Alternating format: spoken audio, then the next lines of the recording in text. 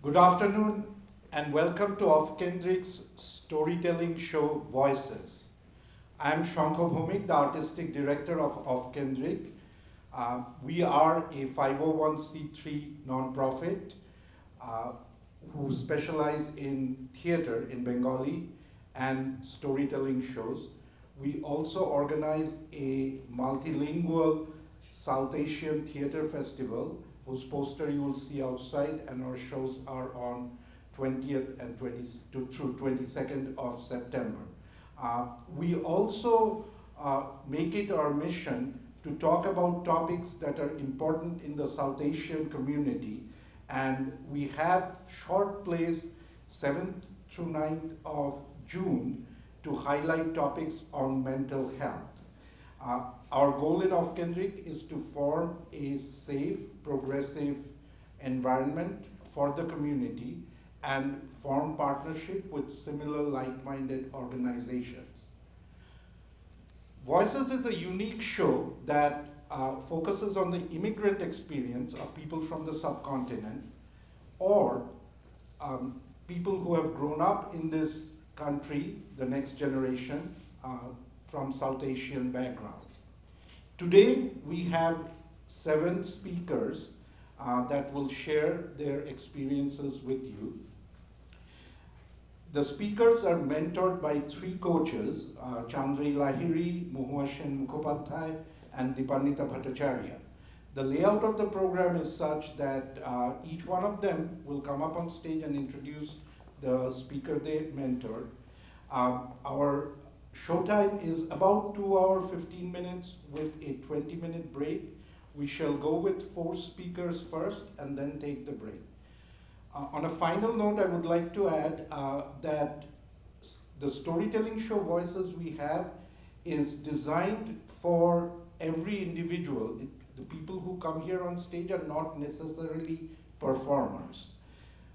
Also, when you hear the story, you will find that many of them are sharing experiences that are deep and sometimes difficult. Our goal here today is to create a safe environment for them, a supportive and empathetic space.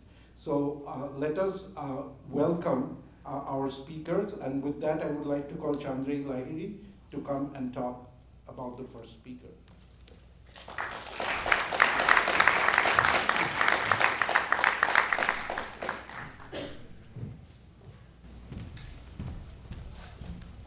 So to start us off today, we have Priyadarshini Banerjee. Priyadarshini is a college lecturer, and she has a very broad range of students, ranging from traditional college students to incarcerated people who are looking for a college degree and a fresh start. So she's taught it all and seen it all. But amidst all her challenges, Priyadarshini tells me that one of her toughest challenges is to bring up a modern American teenager to be compassionate in an increasingly isolated, self-serving digital age, and to also give him a sense of his roots and where he comes from. We're going to hear about some of that today in her story, which is aptly named Operation Feeding Rohil. Priyadarshini.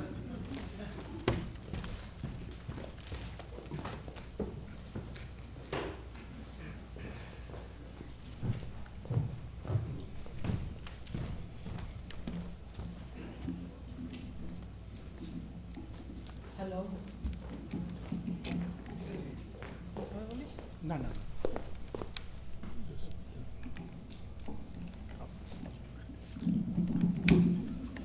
Is this good? Yeah.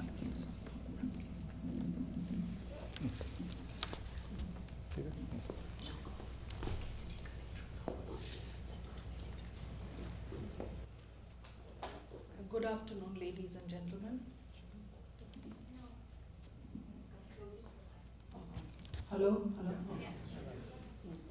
Good afternoon, ladies and gentlemen.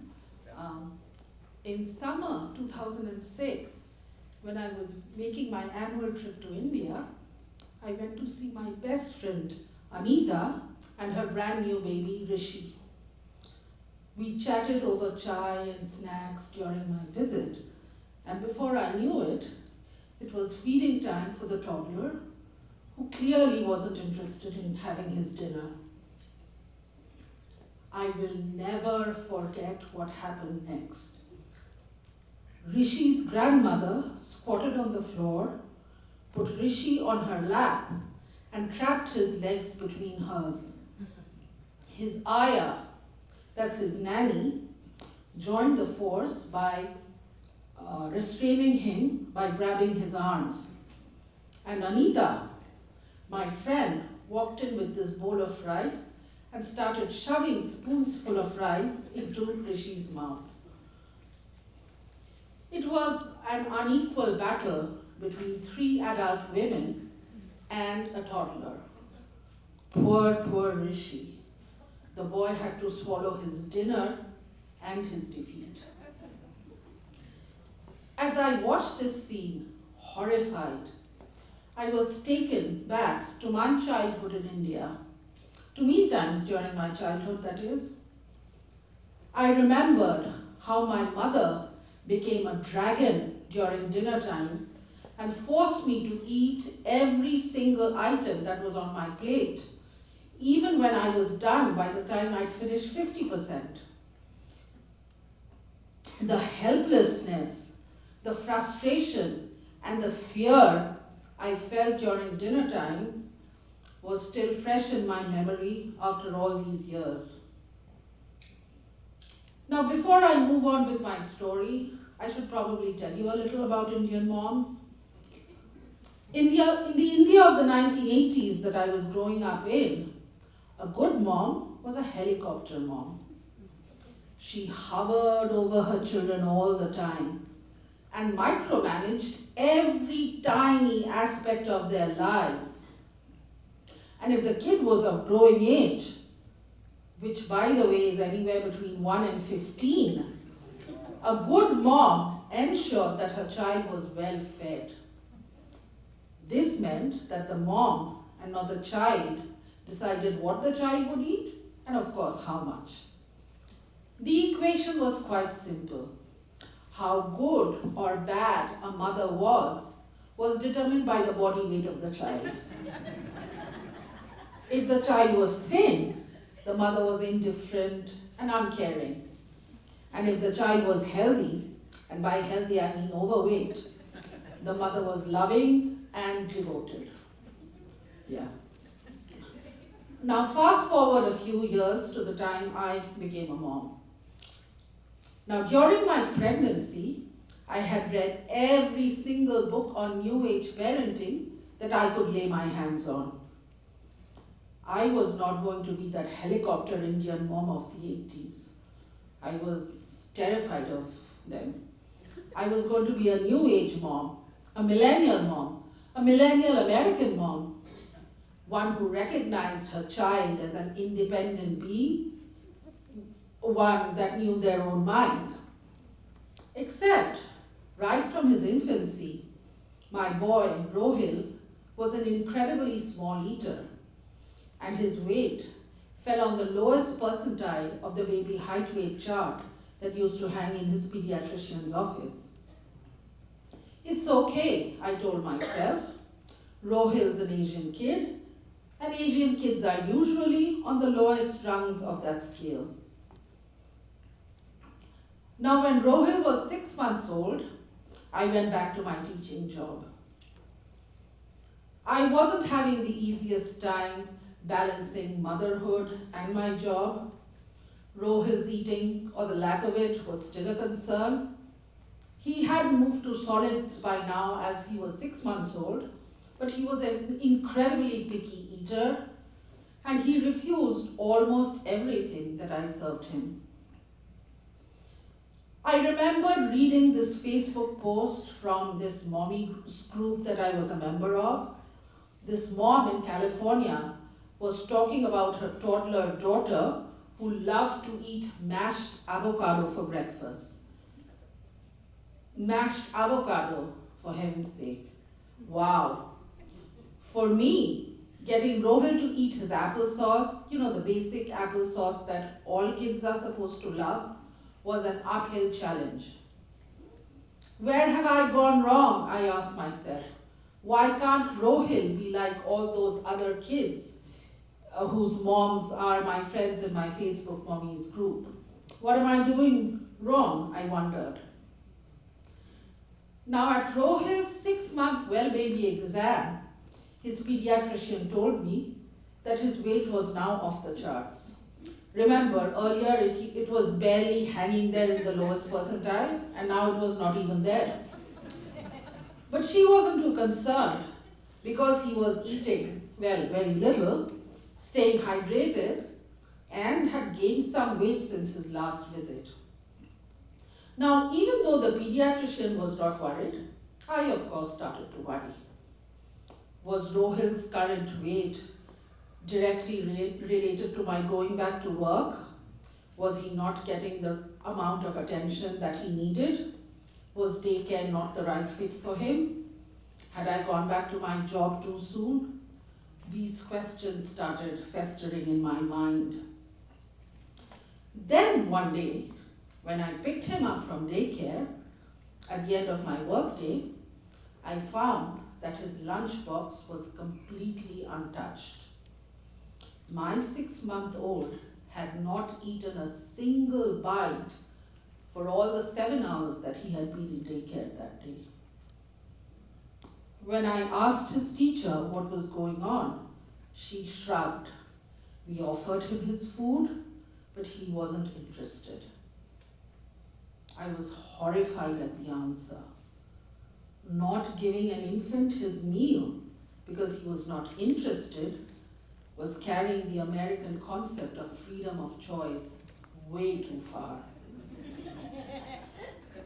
This little boy may not want to eat, but he needs to. And why should his mood matter more than what he needs to do? At that point, all ideas of millennial parenting started to fly out of the window for me. I realized that to look after my son properly, I would need to stay at home with him and feed him. I quit my job and became a helicopter mom. So when Rohil started preschool a little later, I was at home with him, and I had turned my passion for teaching to my passion for feeding him. Every day during lunchtime, I drove to his preschool, had him dismissed from class, and fed him his lunch in the car. His teachers stared at me. I was horrified at myself for doing this. Even though I had adopted helicopter parenting, it wasn't really sitting well with me. I was constantly plagued with self-doubt and worry. Was I traumatizing my child with what I was doing? Would Rohil be permanently scarred because of my approach? I kept asking myself. But then I also shut my voice down by saying, no, you're not threatening your child into eating. You're not using force. You're just trying out different things. Then a few years later, Rohil started kindergarten. I was still a stay-at-home mom. Now that my son was a little older and that I couldn't go to his school to feed him during lunch, I changed my tactics a little.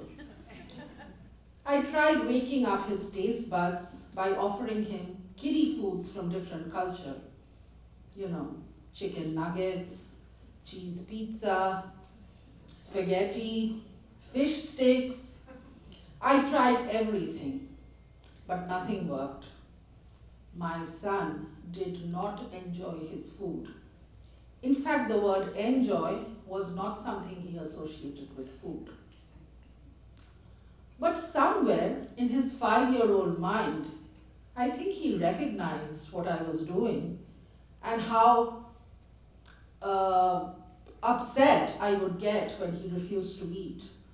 Because one day, after yet another uneaten meal, he climbed up to my lap, looked at me in the eyes, and said very, very seriously, "Mama, I love your cooking. I just don't want to eat it." Now, when Rohil was almost 6 years old, one day the three of us, that's my husband Atish, Rohil, and I, we went to Chili's for a meal. We were seated in this cozy booth by our seating hostess. Then the waitress gave us our waters and our menus, and we prepared to do battle. We asked Rohil the difficult question, "Rohil, what would you like to eat?" "Nothing." "How about the mac and cheese?" "No." "Fish sticks?" A firm shake of the head. "Surely the PB&J looks good." Still no. And this went on and on as we walked through every item of the kids' menu. Feeling defeated, as I usually do in this situation, I picked up my glass of water and took a sip. Rohil immediately copied me. He picked up his little plastic cup. It had this cute figure of a cartoon turtle drawn on it. So Rohil picked up his cup, drank all the water in one go, put down his cup, wiped his mouth, and very, very dramatically said, "Ah, delicious." And I watched this whole scene almost frozen. My little boy had finished his water, put down his cup, picked up a purple crayon, and was happily scribbling on the paper table mat in front of him. This boy might be thin, but he was healthy, well adjusted, and happily doing what he wanted to do. I started to shake my head and laugh. Atish looked up at me. "What's going on?" "Rohil's fine," I said. "What do you mean? Of course he's fine." "No, he's fine. There's nothing wrong with me. There's nothing wrong with him." And yeah, there's probably nothing wrong with me too. And all this while, I've been worried about nothing. And then something else occurred to me. Wait a minute. Was Ma this worried about my eating too? Was this why she turned into a dragon during meal times? Oh, all these judgments we make about the right way to parent, or the wrong way to parent, the Indian way, the American way. Wait a minute, all these judgments that I had made, we poor moms are just trying to do the best we can. And that, ladies and gentlemen, is my story. Sorry, before I go, Rohil's 15 now, and he eats like a horse.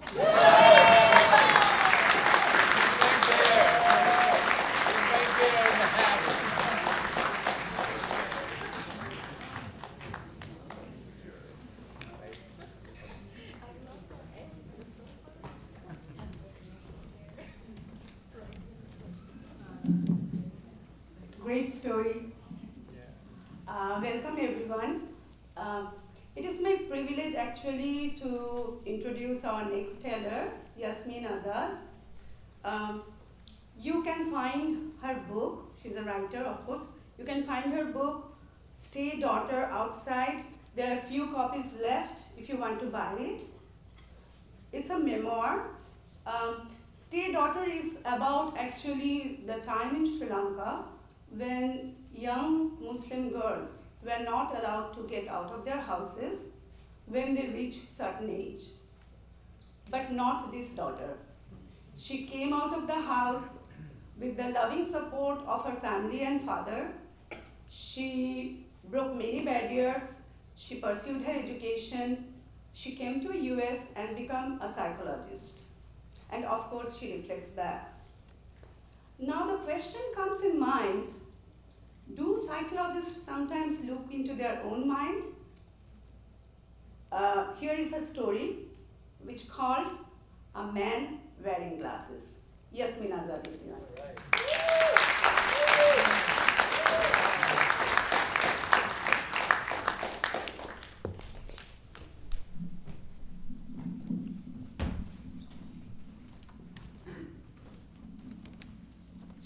Testing?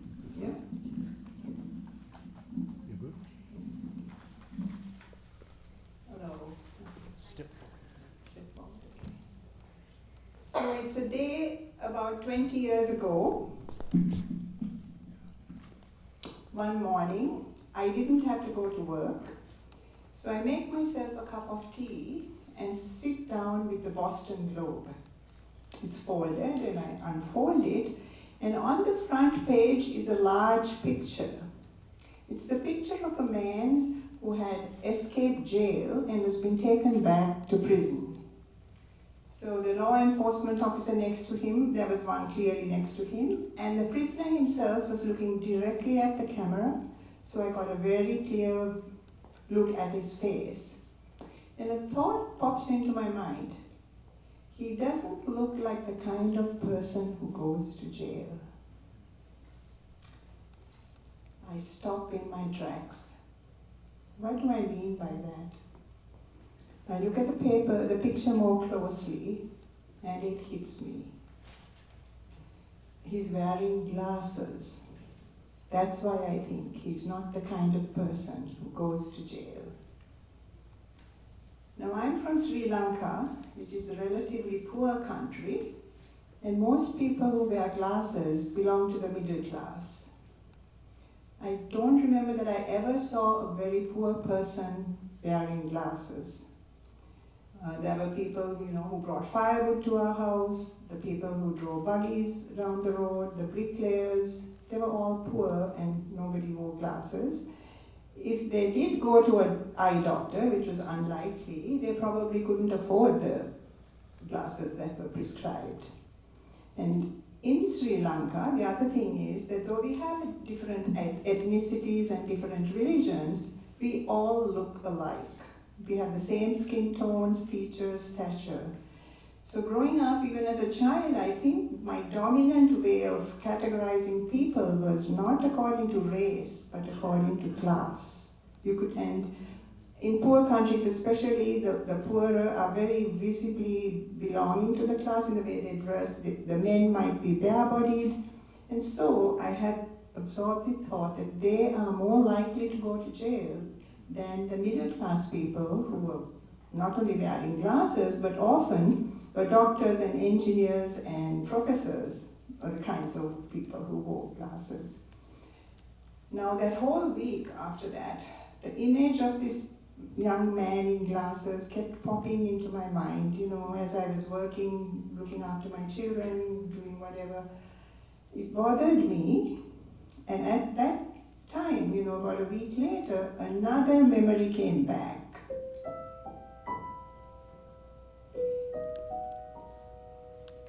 So this was now 40 years ago. I was a newly arrived graduate student at the University of Connecticut. And this was in October, I remember, because I'm from the tropics. Even in October, I was bundled up. And I was I was going to my favorite store at the University of campus. It was called Phil's, if I remember right. It was more like a dollar store full of little trinkets that grad students could afford. I already had a suitcase in my apartment, though I was there, I came in August, so in 3 months I had a suitcase. I was collecting little gifts that I would be taking back the next time I went to Sri Lanka, Because everything is a novelty when you come from a place like Sri Lanka to the United States. And one of the novelties that's really struck me was that there were mugs with words written on it. You know, as far as I knew, I never ate or drank from a utensil that had any printed word on it. And I knew one of my cousins would squeal with delight when I took that one for her. I remember now it was a yellow mug with red lettering. So I walk into Phil's and I go down the aisles, you know, where the chocolates and fancy fountain pens, and I go straight to the aisle where the mug is. I don't pick up the mug because there's so much else to see. So I'm picking up, you know, maybe a figurine of a girl in a pretty dress, sitting on a toadstool, whatever, put it back, a glass candle holder. And while I'm doing this, I suddenly sense that behind me, somebody was standing behind me. I turned to look. It was the store owner. And he was doing nothing but standing at the shelf, and I felt like, that's a bit strange. So I smiled at him. He didn't smile back. His face was very grim. And I suddenly felt very uncomfortable. So I picked up the mug and I took it to the counter, you know, where the cashier, the register. He came by on the other side of the counter. And when I gave him the money for the mug, he smiled. And I thought, okay, so this is what it's about. You know, I have brown skin. He thought that I was going to leave the store, take something that I wasn't going to pay for. And he was relieved. And I quickly took the mug and walked out.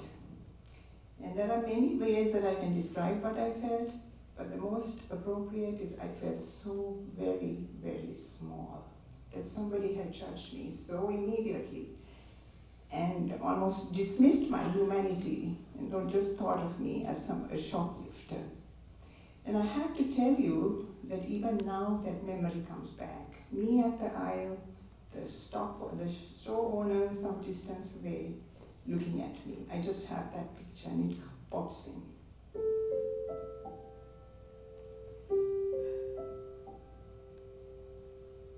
So now I'm going to go back to the week that I saw the picture of the Gloucester Globe. I was at that time working as at a group home for the disabled. And this was a Friday. I remember it was a Friday because Fridays were the days that we took the residents to a grocery store. And every Friday, invariably, there was this one resident, I'll call her Jane, she was middle-aged. She would say, I don't want to go in the van, the group home has a van. Can you take me in your car, she would ask me. And I would explain that if both car and van were taken out, we won't have the staff for the group home. And it was the protocol anyway, that the clients go in the van, I mean. Now this van wasn't like, a minivan that, suburban moms drive. It was more like a little bus. Very clearly a vehicle that belonged to an institution. So this Friday, now it's the Friday after, about 2 weeks after I saw the Boston Globe photograph, Jane begins again, I don't want to go in the car, I don't want to go in the van, it smells, it's high, I'll fall when I get in. And just a note, so Jane had very strong preferences, like she would only sit in the living room in a certain spot. So I always thought this is Jane being Jane, she just has her preferences. But this Friday when she looked at me and she said, you don't understand, it suddenly struck me. I saw the whole picture. This wasn't just about a comfortable ride in a vehicle. This was about something else. So as I said, Jane was middle-aged and she was very smart. And she understood all along, in the many, many ways in which she was made to feel small because she was disabled and she lived in a group home.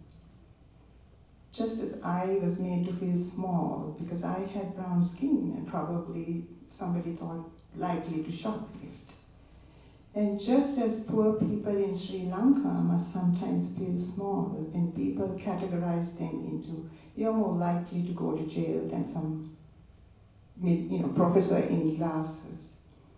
So that Friday, I didn't say what I usually tell Jane, which is, Jane, van, car, it's all the same. You just go there, we take you safely, and you bring it back. Instead, I said, I understand, Jane, it's very difficult for you to go in a van. And if I hadn't mentioned this, but she knew that when she got down from institutional van, people immediately judged her. So I said, I wish there was something I could do to help, but I understand.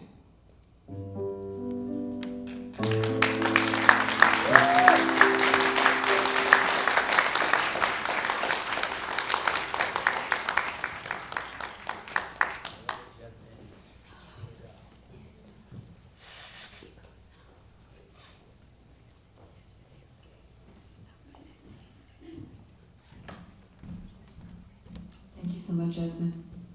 Simples matter. Our next teller today is Jumhur Rashid, who migrated from Pakistan to the USA in his 20s and recently retired after 30 years of teaching science to kids mostly in the Boston public school system. Jumhur is passionate about poetry, about gardening, hiking, as you will find out. He's an aspiring cook, and he tells me that he's on a perpetual journey to understand himself better and to explore the connections between people that makes this world such a beautiful place. He often performs at Subdrift in Cambridge, Massachusetts. I encourage you all to go check out the wonderful programming they have there. And Jumhur's story today is called, Is a Mountain Really Just a Mountain? Jumhur.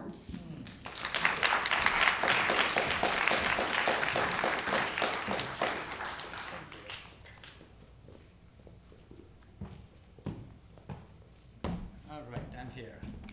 Yes. Okay. I think I'll raise this a little bit. I think this is good. Can you hear me all? Yeah. It's like echoing a little bit. So I grew up in Lahore. It's the second largest city in Pakistan. And in my teen years, my younger brothers and friends will go hiking to the mountains. Mountains are just 3-4 hours. They start north of Pakistan, north of Lahore. And in my early 20s, we decided to take on a challenge. A hiking trip to the Karakoram Mountains. And Karakoram Mountains are a big, vast mountain range, which is the western extension of the Himalayas. We were going to an area called Kafristan. It's also known as Kailash Valley. And people believe that residents of these valleys were descendants of Alexander the Great's army. At the time we were going there were about 1,000 people. They were living in 3 valleys only. The only access to these valleys were dirt roads. We either used jeeps or small buses. Local call them death cannonballs. And in Urdu, actually, it's called Moth ka gola, which is so much more expressive name for it. So, first, when we decided to take this trip, it was just my brother Mani, our 3 friends and I. Actually, one of my friends is with me here today. 5 of us kind of conceived this hiking trip. And soon the word got out, and our young neighbors and cousins started begging us to go on the trip with us. Now, this was not ideal because they were only 15, 16 years old. So, my dad, who was an ex-army, sat us down and taught us about leadership and responsibility. And I was the oldest, so I was given the leadership for this trip. Now, common sense told me that the group should stay small and may not include so many novices in there. But on the other hand, I wanted these kids to be in the presence of stupendous vistas and roaring whitewater rivers that I've experienced. So we went from a group of 5 to a group of 13. It took us about a week or so to prepare for the trip, and we took off on a trip. From Lahore, we took a train to the northern city of Peshawar. From there, we took 2 buses to get to the top of the first valley. And we descended into the valley pretty quickly, just an hour or 2. Young people were saying, this is hiking? You can do this? This is easy. Next morning, we had a great time in that valley. Locals really liked us, we liked them. We were very curious about them. And they even invited us to their dances at night. And few of us even danced with the ladies. That was really cool. So next morning was a real first hike. We were going over the mountain into the largest and the most beautiful of the 3 valleys. So in the morning after breakfast, we tagged along a young man from the village who was also going to that valley. Now, this was very important because there were no marked trails. We started off along a beautiful rushing stream, and young people were happy, they were joking, they were horsing around, and we had a great couple hours of hike there, and we made some progress in our journey. Then around noon, we hit the steep part of the mountain. And young people with backpacks climbing a steep mountain, they started to get quiet. And we started to slow down. And soon we were going as fast as our slowest hiker. And we were slowing by a minute on that mountain. Around 2 o'clock, but we kept climbing. We kept making a little progress at our slow pace. Around 2 o'clock in the afternoon, some of the advanced hikers came to me with a request. And they wanted to go faster. Now, I did not want to I didn't want to break the group, but I also did not want to ruin their experience of the trip because of the slow hikers. So we decided that they will go first, but they will wait for us at the top.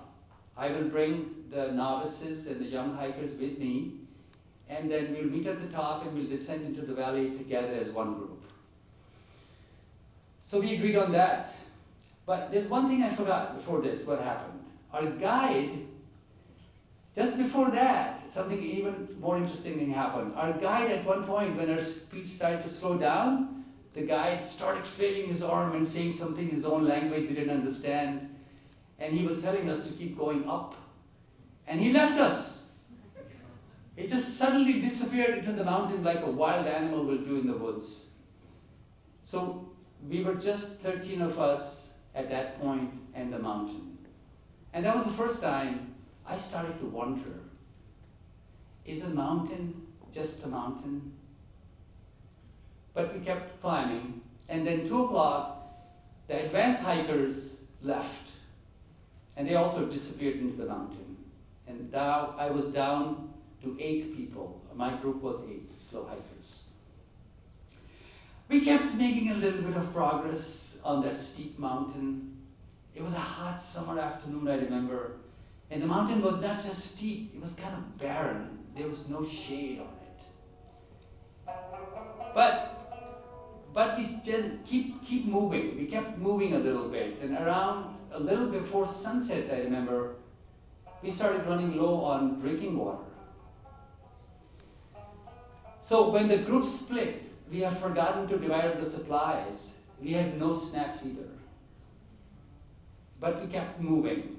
There was only like this much water left in 2 bottles. And I had no idea how much further we had to go. So I had to ration the use of water. That was the most difficult thing for me to do on the trip, to ration the use of water, because I had no idea how much further we have to go. So I kept a little bit of water for emergency use. And we kept going. It started to get dark. I had to make a decision. What do I do? How far is the top? Where are the advanced hikers? Are they okay? We had no choice.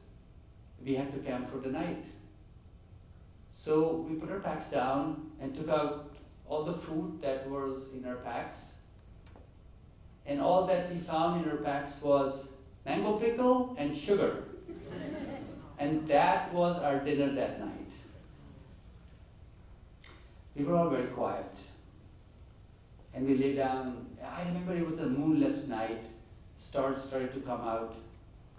And we lay down on the mountain, just watching the stars. And the comic in the group burst out. He said, "There aren't any birds on this God-forsaken mountain to eat our flesh when we die. We just rot here." And no one laughed. I, on the other hand, had a practical problem. How do I make these kids sleep on this 30-degree incline? So that night, my Gettysburg address to the troop was, get in your sleeping bags, brace the feet side of your sleeping bag with a bush so you don't slide down at night, close your eyes, and go to sleep. Before you know it, it'll be morning. And tomorrow we'll be in the beautiful Bamburat Valley, I promise. I woke up in the morning, and the first thing I did was count the sleeping bags. They were all there. Some were a little sideways, but everybody survived the night. Nobody rode down the hill. We packed our bags, and we started climbing again. With no food and no water, my troopers slowed down again and then stopped. But they made a little progress. At that point, I used a trick that I've used in difficult hikes. I call it hiking to a beat. So we did 10 steps and a breather, 10 steps and a breather. And that worked pretty good for half an hour, 40 minutes. We made some progress with it. But they slowed down again and then eventually came to a stop. So at that point, I had a gut feeling that the top cannot be that far. So my next kind of thing that I invented in the moment was to start yelling at the advanced group. And I said, "Hey guys, where are you?" And as some of my kids joined me, and one of them said, "Can you hear us?" And to our delight, we heard back. And we heard, "Yes, we hear you. Come on up. It's not too far. We have drinking water." So we made it. And I was standing on the top with my young novice hikers, looking into the valley, lush, beautiful green valley, with pencil-thin whitewater river in it. And I could sense this palpitating moment of awe for the beauty from my group. It was very rewarding. So, right on the top, there was a little ledge, and on that ledge was the smallest possible spring, one trickle of water at a time. And the advanced team has put a pot underneath it to collect enough water for everybody to drink. On a roaring fire, they were making rice, lentils, and coffee. And after cheering and hugging, young people dived into the food. And I watched their faces, the color returned to their faces. Man, we praised Allah that morning like we never praised before. And that was the best rice and lentil and coffee of my life. In my 22 years of teaching inner city youth in Boston, I faced huge challenges. Poverty, racism, systemic bias. Actually, one of my colleagues from that time is sitting here in the audience.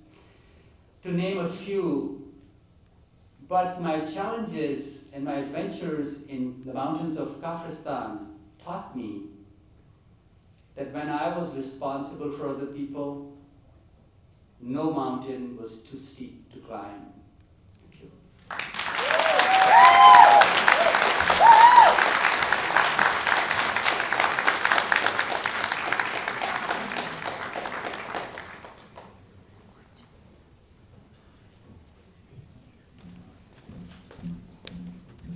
Thank you, Japan. So our fourth teller today, before we break for a short break, is somebody that we're all very honored to have here today. Her name is Puni Meston Eames. Puni was born into a nomadic herding family who had to seek refuge from Tibet, and they were asylees in India. And unfortunately, she was trafficked here as a teenager. But you will hear her story and find out how she turned her life around against every single odd. She sent her trafficker to jail. She went on to get her degree. She set up a socially conscious boutique called Karma Fine Arts in Newton, where she helped other people, and she continues to this day to be involved with an effort to end domestic violence, human trafficking, and to help people. It's going to be extremely difficult for Puni to share her story today. This is the first time she's been able to share everything that happened to her on her own terms. So, like Shanko said before, my request to all of us is to create a safe space, and Puni, to let you know that we're all here to bear witness to you today, to support you. We respect anything and everything you've got to say, and we thank you for having the courage to step up here and share what everyone needs to hear. Just as a bit of a content warning, the story does refer to suicide, sexual abuse, so if anybody needs to step out, this would be the time. So here we have Puni with her story, which she beautifully has titled, "And I Carry On." Puni.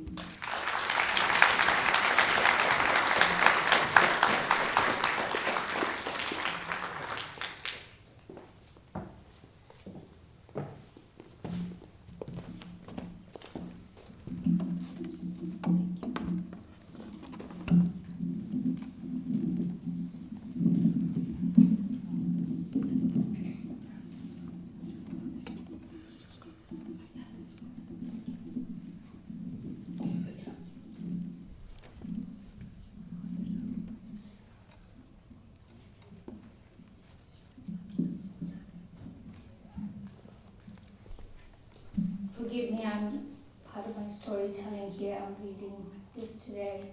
Makes it a little easier for me. Thank you for being here, everyone. My family were nomads from Tibet. We became refugees after the Chinese invasion. In the refugee settlement in South India, my father was farmer and my mother was weaver. We had no electricity or running water. We all slept in one small room. In spite of this, my parents created a simple and peaceful life for us. Maybe it was their Buddhist value. They were kind and gentle and believed in helping others in the community. We were happy. In the early 80s, a minister from Unitarian Church started visiting my village. For a while, he came every year. Slowly, he won my family's trust. Then one year, he offered to take me back to Massachusetts. He would send me to school so I could have a bright future. My family was unwilling at first because they didn't care about material things. But he convinced that, but from America, I could help others in the community. My family felt they could not let others down. So I was sent, and so I left.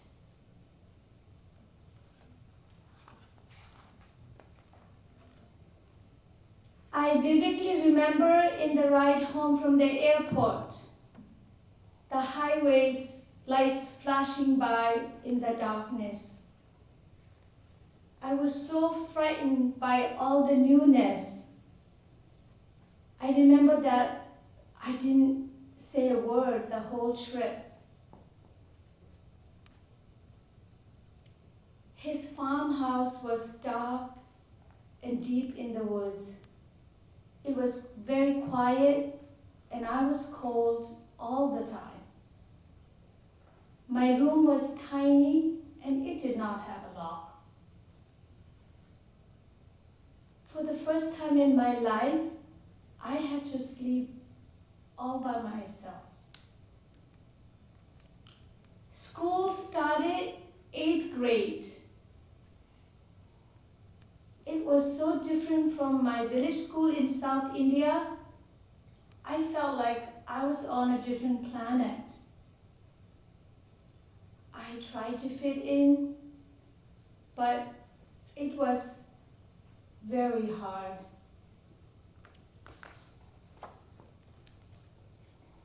Then suddenly, my life at home changed.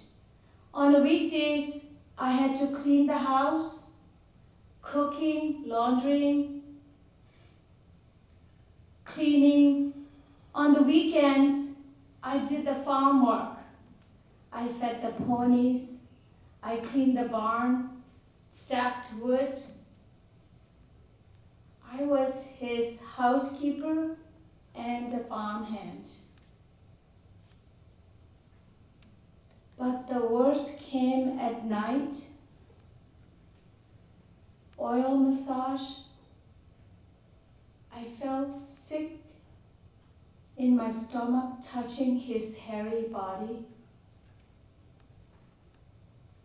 And I went to bed every night, exhausted and disgusted.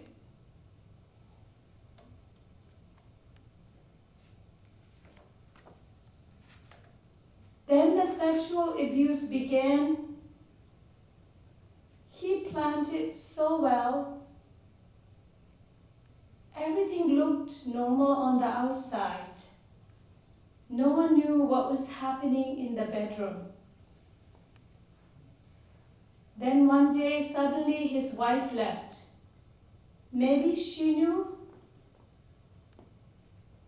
I was 16 and trapped in hell. I couldn't talk to my parents because they didn't have a phone. The minister told me that he had my passport, so I couldn't really leave. He told me that if I told anyone, no one will believe me because of his position. There was no escape.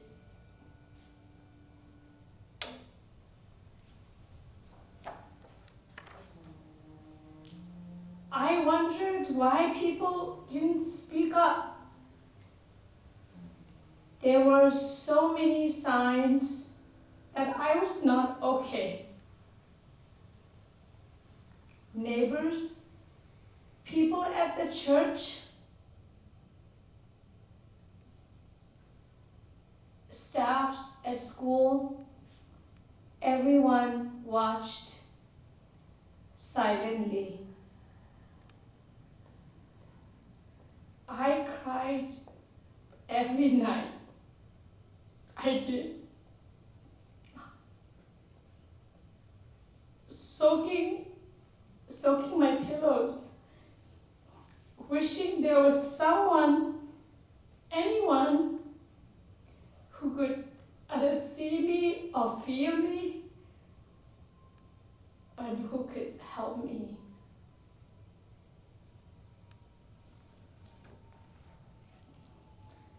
I thought about this a lot as an adult, that I understand why people didn't come forward. Number one, I think it made them feel uncomfortable. because they respected him.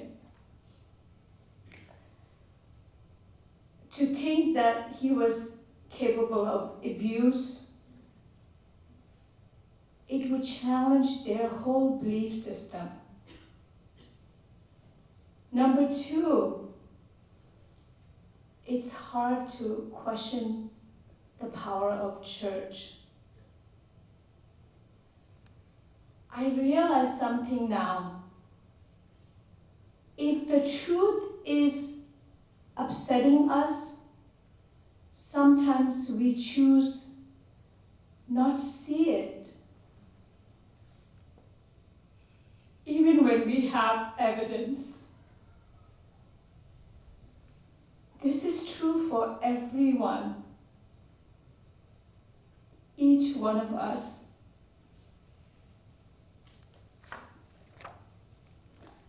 Time passed, and towards the end of high school, I met Wangchukla at a Buddhist event. His story was even worse than mine. Wangchukla was abandoned in Nepal when he was 4 years old. His parents were American, living in a Buddhist community when they gave him up. He had spent most of his life looking for belonging and for love. He even wrote a book about it, In Search for Healing. We were both wounded. So perhaps it was our karma to find each other. We got married, and I escaped my hell.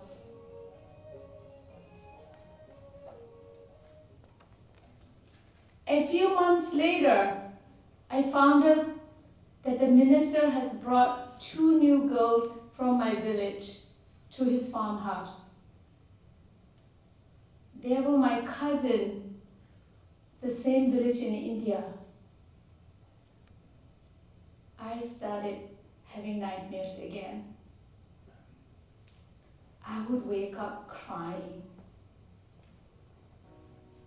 But I was still too terrified to say anything. But thank God, my cousins found a way to contact me. But my nightmares turned out to be real. They were also being abused.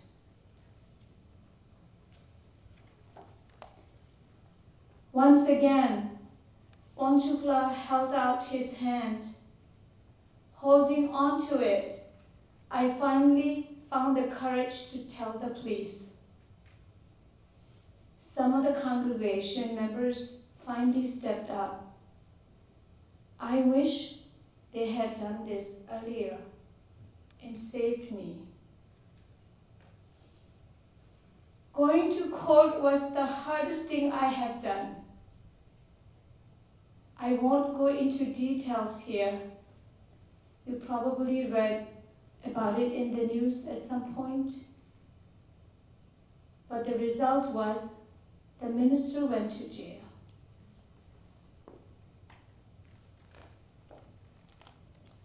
And this changed everything.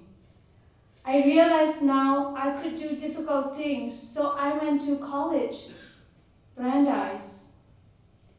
After graduating, I started a socially conscious business to help others. Remember, these were 2 things. He lied to my parents to abduct me and to take me away from my family. He lied that I would get an education here in America. He lied that my education could help others. But somehow, I had converted his lies into reality.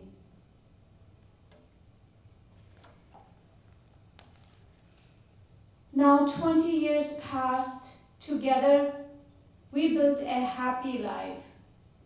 We had our baby girl, Jazzy. We built our store karma in New.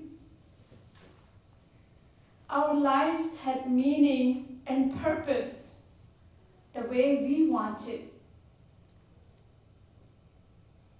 But Wangchukla, he could not find peace within himself.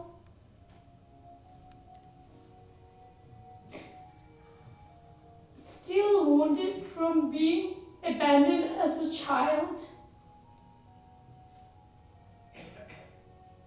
still hurting for not feeling loved. His depression got worse and worse until he could not fight the pain anymore. My beloved husband, who rescued me from the life of horror, died by suicide.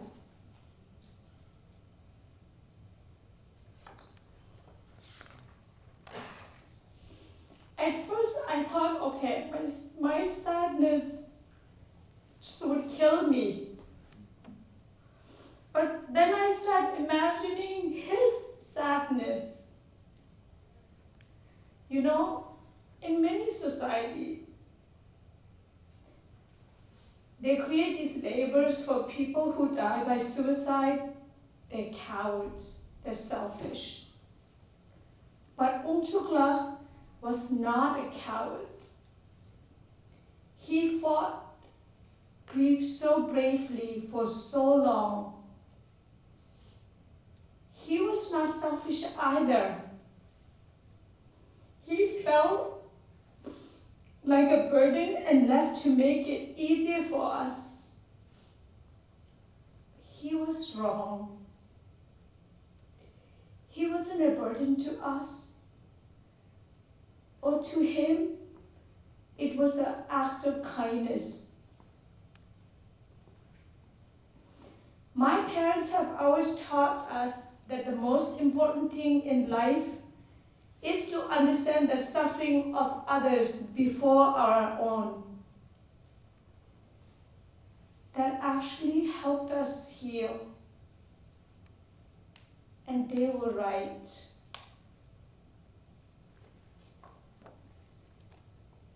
Jazzy, my daughter Jazzy, is now 14. She has a sister, Mia, from my second husband, Erila, who's sitting in the audience.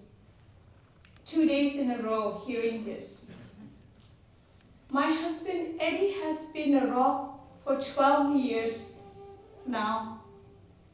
He has so much respect and the dignity for others, so much kindness. He made me believe in humanity again. You really did, honey. Eddie is the reason I'm here today, sharing this story in front of you. The minister was eventually released from the prison, but I'm not scared anymore. I truly am not scared anymore. I miss Wangchukla every day, but his wisdom and his beautiful heart is with me always, and I carry on.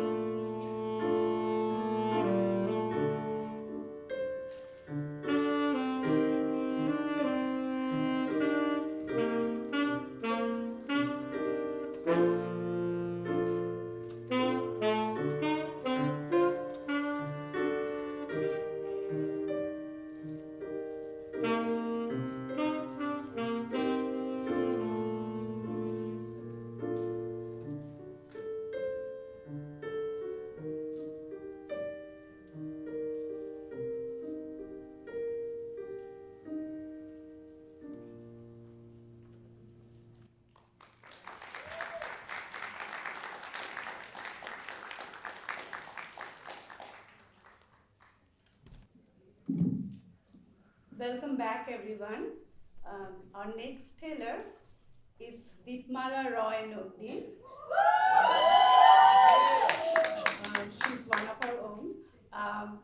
Deepmala by profession is a financial analyst and mother of 2 beautiful daughters and 2 adorable puppies. I don't know which one I should have told first, but she's a remarkable actor, a lot of you know.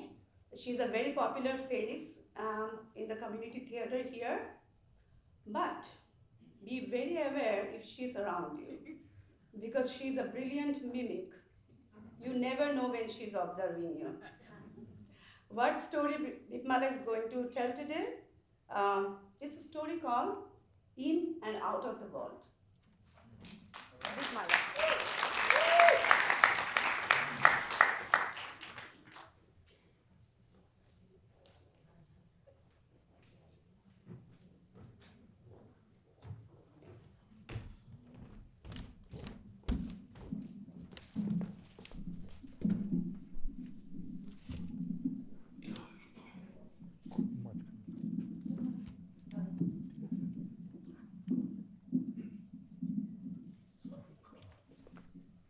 Hello.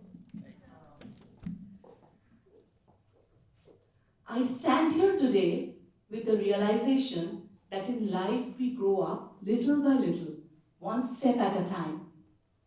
Let me take you 9 years back. I counted the stack of bills once again, $250. The count before that was $256. The one before that was $246. I looked up at the annoyed customer in front of my teller window.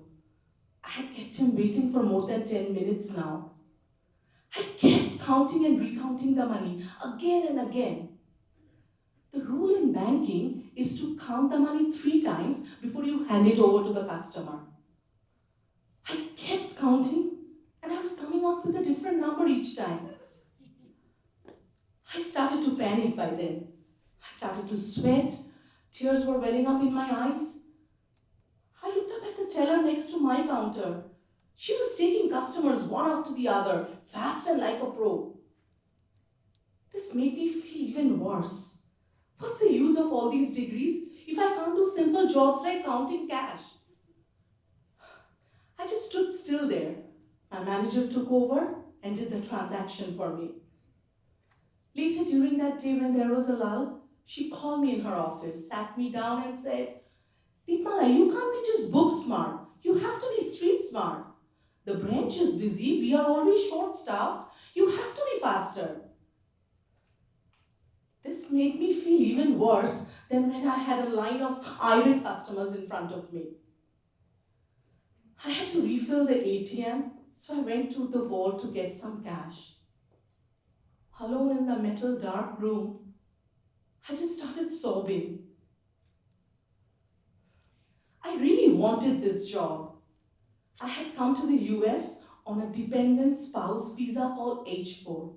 It did not allow me to work for years. I waited. I did my master's. I gave birth to 2 beautiful twin girls.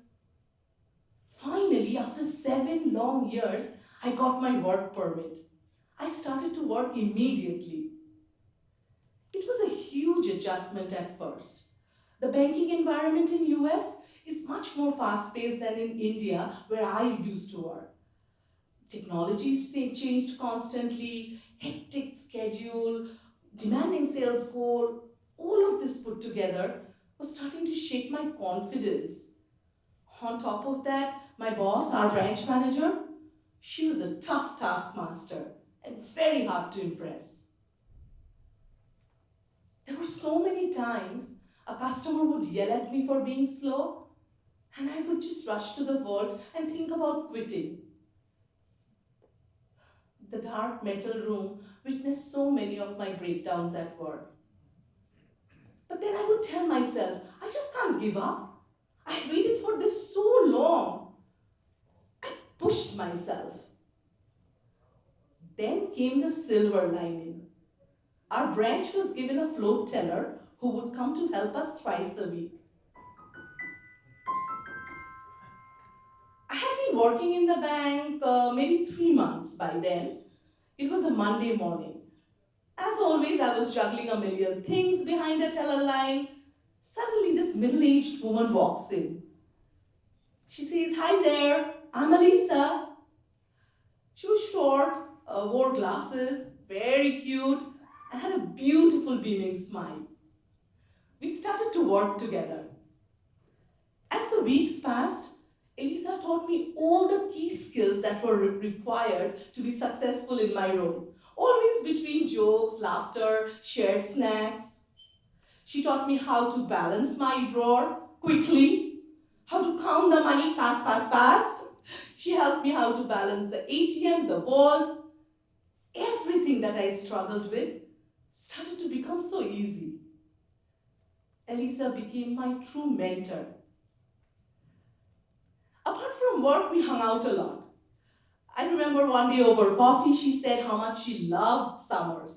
Every summer she would grill in her backyard with her family and friends. That seemed like so much fun.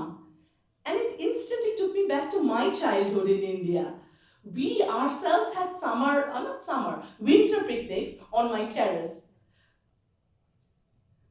Slowly, from being my mentor, she became my first American friend. She had a very hard life.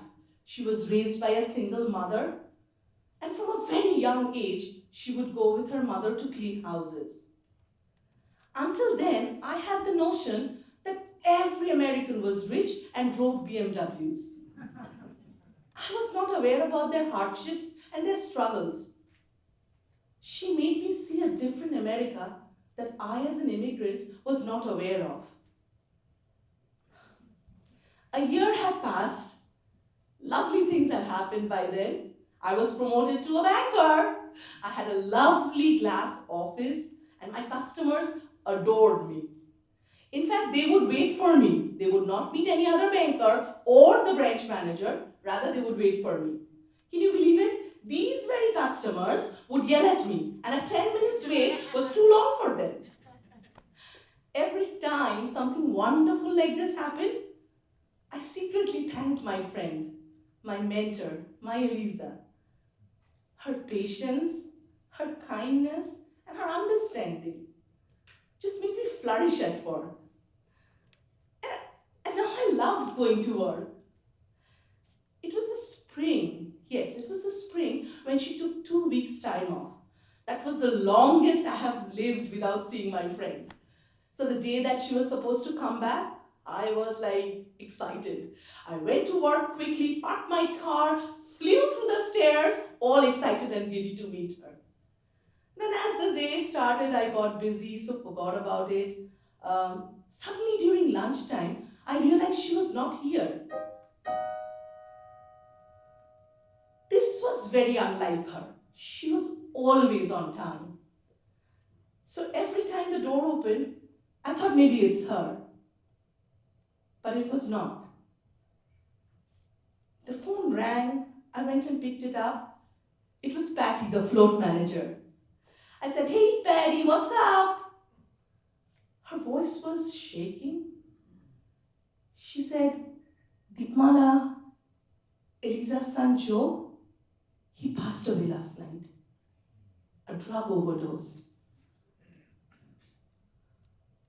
I couldn't understand. Joe was Elisa's everything. I knew he had drug problems, but that killed him? Can that, what even is an overdose?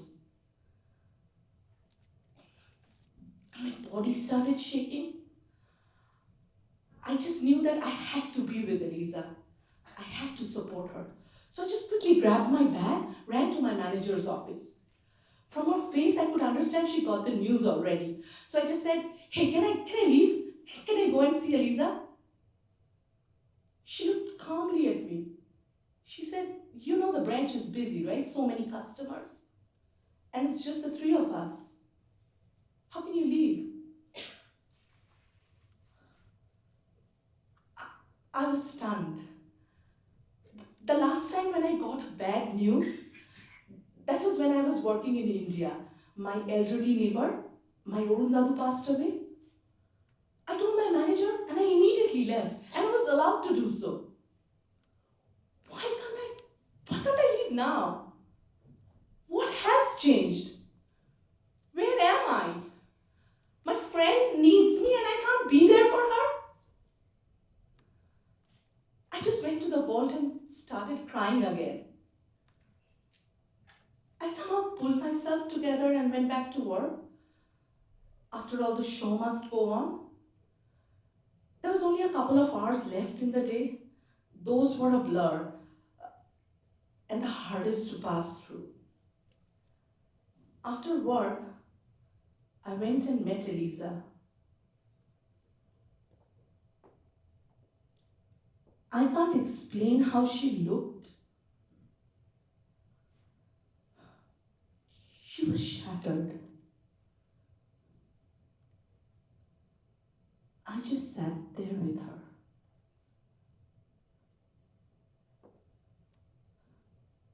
When I was driving back home, I just thought, what happened today? All this while, I had the luxury to choose my emotions. But maybe not anymore.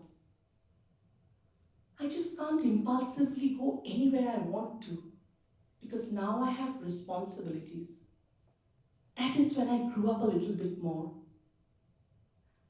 Few years later, when I got the call from my dad, Mama, bari fire aaye? Come home. Ma is critical. She's in the hospital. I reacted in a much different way. I handled the situation with a lot of maturity. Well, that's a story for another day. Thank you, everyone.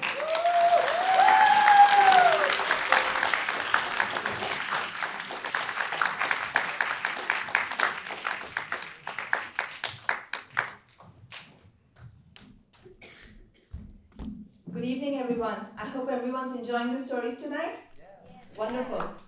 Well, it's time to welcome our next teller, Ashish Shah. Now, by trade, Ashish is a medicinal chemist. He's a senior biotech R&D professional, but he tells me that the concoctions he really likes to make, they don't involve just, carbon and hydrogen only. A lot of it involves OH groups, alcohol in abundance. He even has a mixology certificate from Harvard. Serious stuff here. And apparently one of his most requested for creations is called the Tetulita. It has tamarind and green chilies and orange liquor and sounds quite intriguing. Well, I guarantee you that the story he shares tonight, believing in the journey, will leave you as intrigued. Ashish, take it away.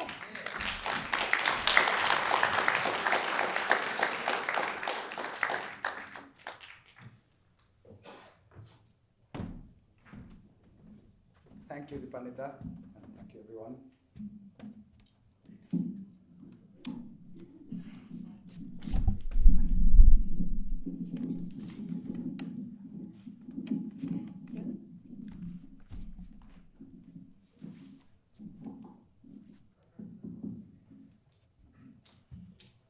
It was an April morning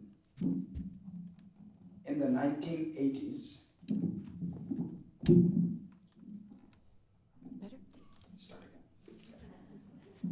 It was an April morning in the 1980s at the University of Michigan. The daffodils and crocuses were announcing the beginning of spring across from the student center. I stood staring at the bulletin board inside. It had handwritten ads for ride shares to distant cities. Semester break was coming. I was new in the US as a student, but I knew the campus was about to empty out. I was longing to get away too. As I browsed the ads, there it was, a guy named Raj,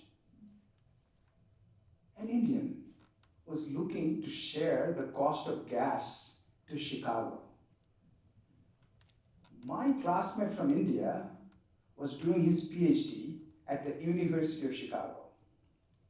And his professor had just received the Nobel Prize in Physics. Oh my God, I could go visit him.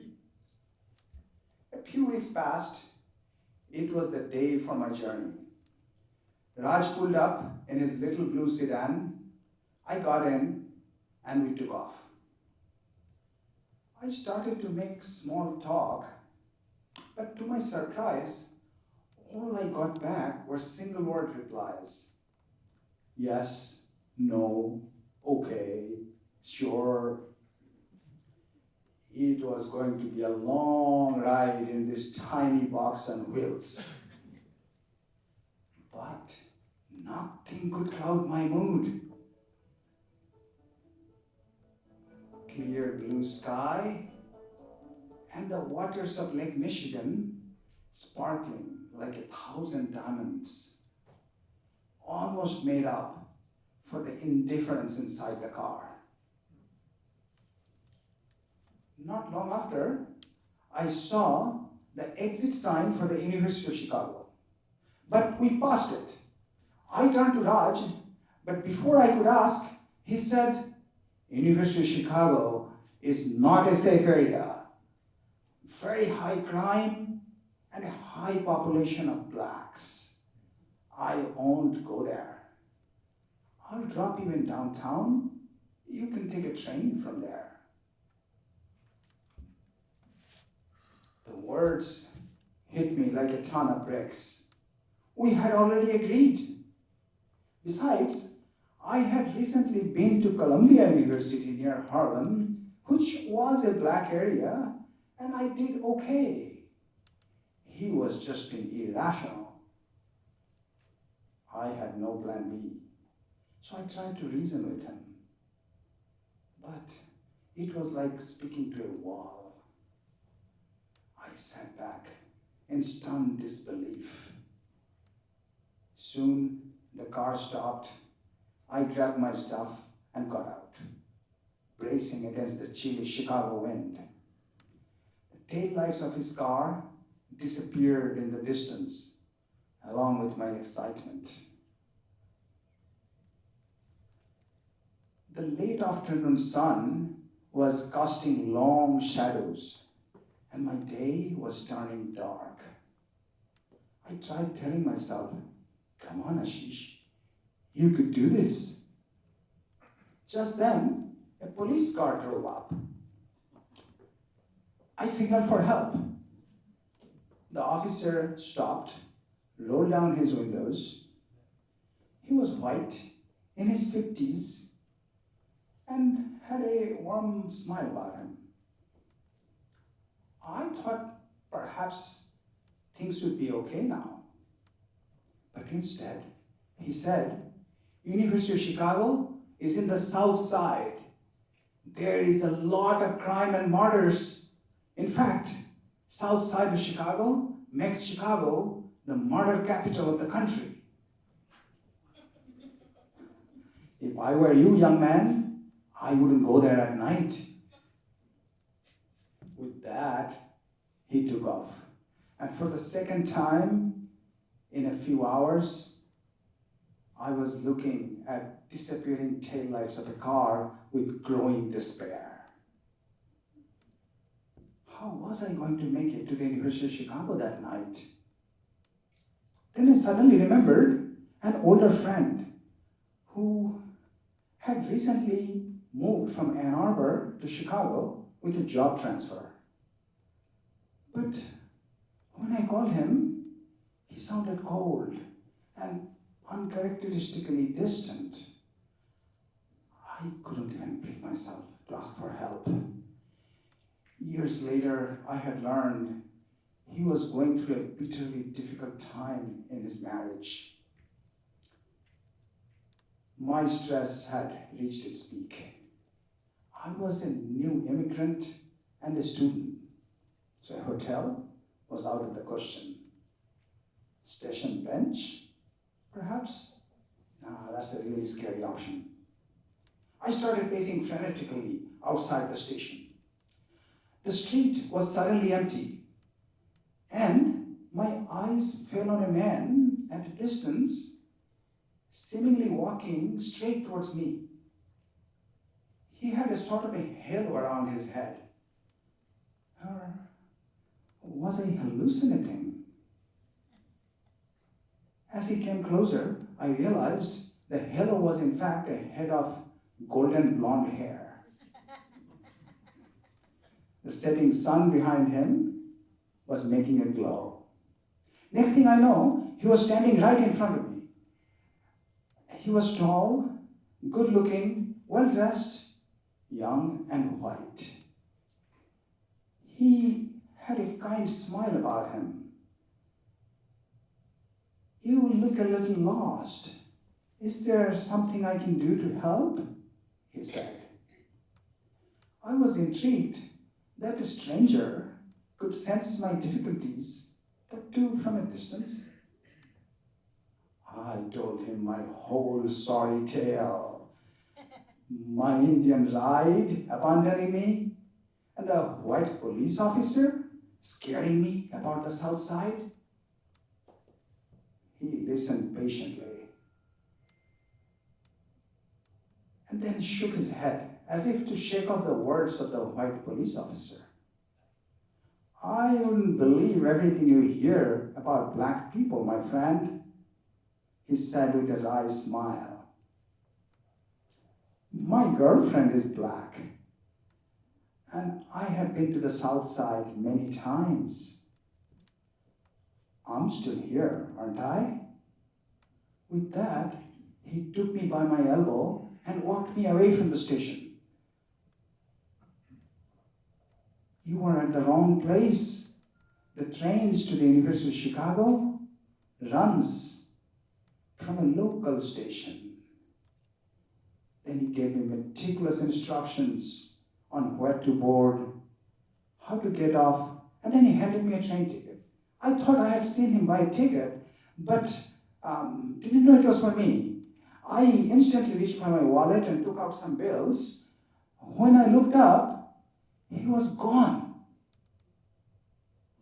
I frantically looked near and far, but it's like he had vanished.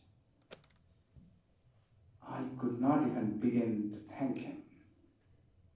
My head was spinning. I heard rumblings of the arriving train and I hurriedly got on. As the doors closed, I took a deep breath to steady myself. Oh, what a day. As I looked around, everyone in the compartment was black.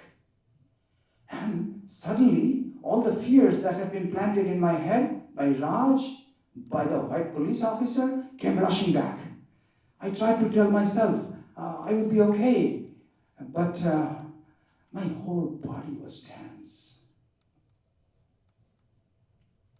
Then my eye fell on a man at the corner, pointing to an empty seat next to him.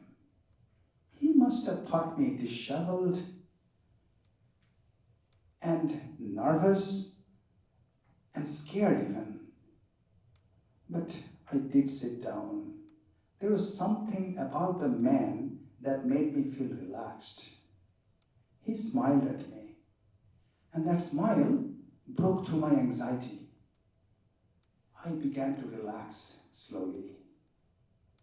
Then as I sat back, for the first time, I really looked at the people around me. Two men chatting and laughing loudly. Another person listening to music on their Walkman. Someone reading a novel. There was a young girl at the end of the compartment, asleep on the shoulder of her mother. No one was even looking at me, let alone threaten me. It took me back to the crowded train rides back home in Kolkata. I finally began to relax and enjoy the journey. In about an hour, the train started slowing down, and I saw the yellow station lights illuminate my stop. I got down and as the doors closed, glanced at the man who was sitting next to me. I smiled at him and waved goodbye. Thank you. Thank you.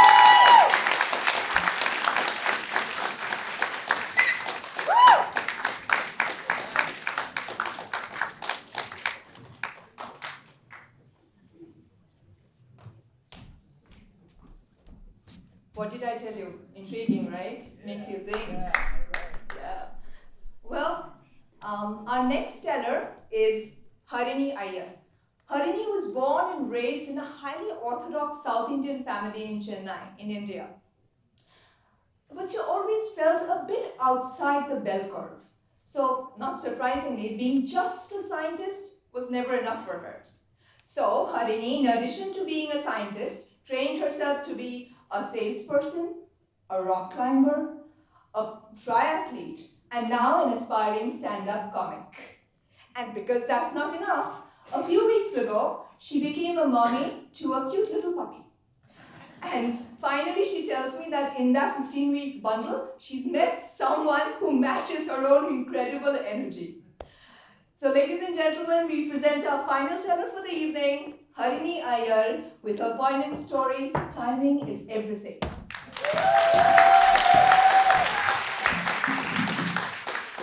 Can't contain this.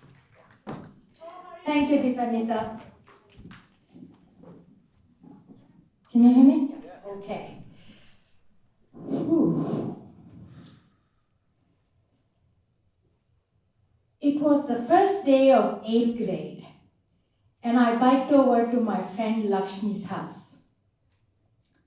That day, she had painted her acne with an iodine solution and looked like a purple Dalmatian. I started to laugh, but then an odd feeling came over me. Lakshmi seemed to be the most beautiful person in the world. I was taken aback. These didn't seem like best friend feelings. I was quiet on the ride together. In a heteronormative society, girls didn't have these kinds of feelings for other girls, did they? Well, these feelings didn't fit into the world I knew. So I decided that no matter what, Lakshmi was my best friend, and that has got to be enough. In my second year of college, I met Karthik. I was immediately drawn to him. His calm demeanor, or the way he looked like young Elvis. I knew this was the love that Bollywood movies talked about. When he looked at me, my heart beat faster. I was in the throes of my first love. I wish my subconscious had been unconscious. It inconveniently piped up and said, "Remember, this is not the first time you're falling in love. You have felt like this before. You're welcome." Wait, what? If I was in love with Karthik, I couldn't have been in love with Lakshmi, could I? That evening, I dragged Lakshmi up to her terrace, and even before we got there, I blurted, "Are you attracted to women?" "No, are you?" she asked. I couldn't contain myself. "I think I'm attracted to both men and women. Do you think that's even possible?" She was thoughtful for a minute and then said, "Why not? Anything is possible." Right then, I knew she was accepting me as I am. This is why rom-coms always ended with a kiss. I really wanted to kiss her. I moved closer, put my arms around her, and then, "Oi! Get off the terrace and go do your homework." That was the auntie across the street, ruining my first kiss. Several years passed. I was finishing up my PhD when I met Damron in the lunchroom. She'd just taken a giant bite out of a sandwich when I asked, "You new here?" She replied with her mouth full, "I'm Damron and my parents are crazy." I took in her bubblegum pink hair, silver nose ring, and multiple ear piercings. And instead of going, "Oh," I felt a surge of tenderness for this complete stranger. Soon, we became close friends. One weekend, we were hanging out at a local Irish pub, getting sloshed, when I noticed that Damron was missing from our group. I went looking for her, and I found her in a dark corner, kissing a stranger. Something snapped in me, and the next thing I knew, I was trying to beat up a 6-foot, 250-pound man. The next day, I woke up with more than just a hangover. That vague feeling of I might have done something stupid last night was amplified by the bruises on my arms. Later that day, over coffee, I told my friend Max what happened. "Sounds like you're jealous," he said. "That's ridiculous. Why would I be jealous?" I scoffed. But to myself, I wondered, am I really? It took me several days, but finally, it hit me with the force of a piano falling on my head. I'm bisexual. Finally, I was out to myself. And I couldn't wait to come out to the entire world. I started with complete strangers, of course. "Thank you for clearing the deposit, Mr. Bank Teller. Did you know I'm bisexual?" "I'll take the paper bag, Miss Cashier. I'm bisexual, by the way." But the people that I was really afraid of coming out to were my parents and my family. As I started to live my out life, I slowly started coming out to some of my younger cousins, who all thought it was the coolest thing. Then I came out to my favorite uncle. But unfortunately, after our talk, he stopped taking my calls. Well, what's the point of coming out as queer if you don't lose at least one uncle in the process, eh? But my fervor for telling the older generation cooled considerably after that. It was easy to live my out life in America and, like wearing salwar kameez, just go back into the closet when I was in India. But you know, the freedom outside the closet is so immense that it becomes you at some point. That's why I forgot that I hadn't told my Amma, and during an argument on the phone with her, I accidentally told her I'm bisexual. There was deadly silence at the other end. And I decided that the best thing to do was to hang up, wait wait a couple of days and see what's what. The very next day, I called her. How are you doing? I am fine. Why are you talking to me as if I am sick? Aren't you crying?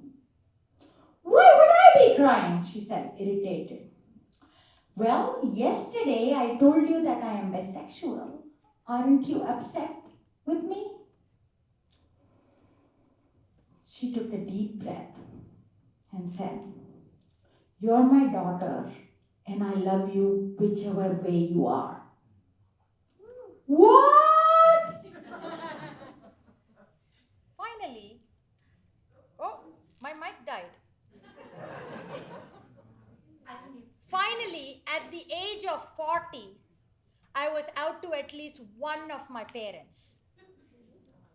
But my amma was still my amma. She said, She quickly added, but don't post it on Facebook, okay? And tell your appa in person. My appa is hard of hearing and refuses to wear a hearing aid. So if I told him at home, our entire neighborhood would hear. So I decided that the best thing to do was to tell him while we were riding on a motorcycle together. This is how Appa and I usually conversed about serious things. I would yell into his ear over the din of Chennai traffic, and he would respond.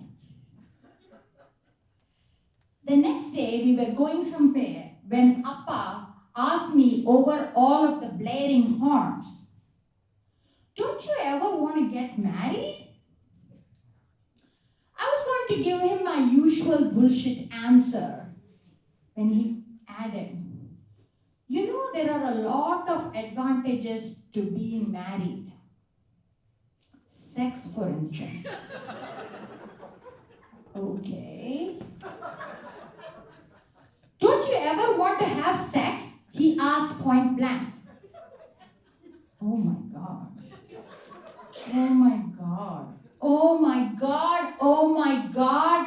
I did not want to have the sex talk with my appa.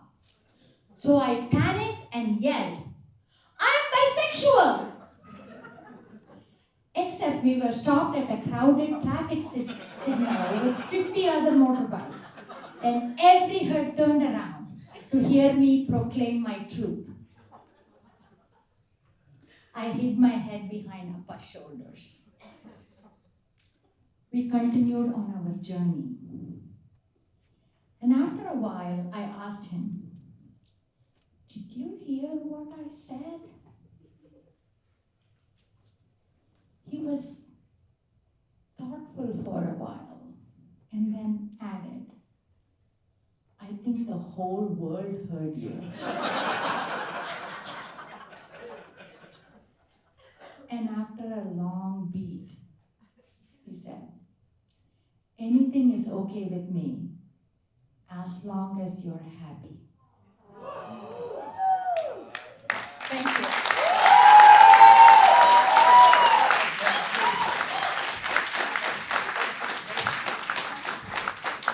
Thanks, Sophie.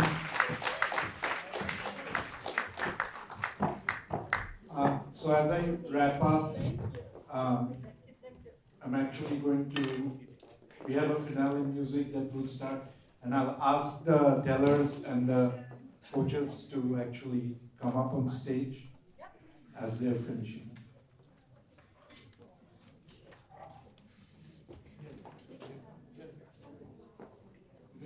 once the music starts, we should go.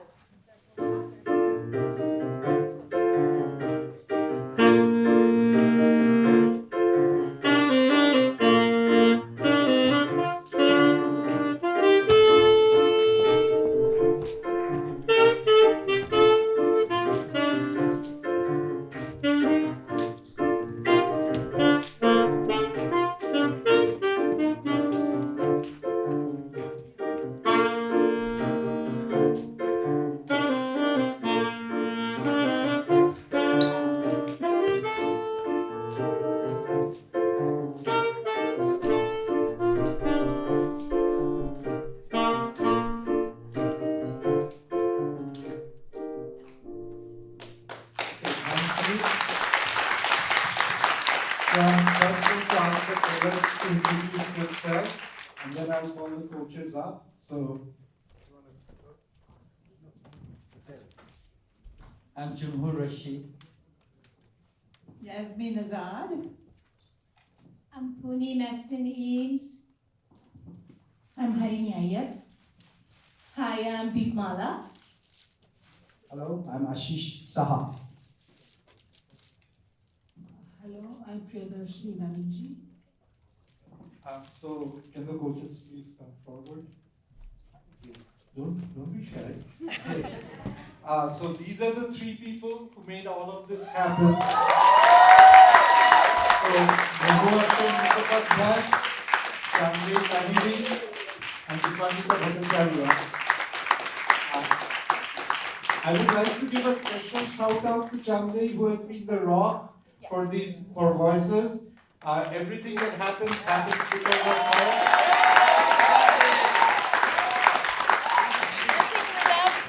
So, Amnesha Bhumi playing the saxophone and sings the piano. And Caroline Blakely, here on keyboard. Debra and Dorothy, you guys want to come up on stage? Okay. Dorothy will come there with music as usual, and Debra with sound. And we have a whole host of volunteers standing there who have helped us. If I go on this,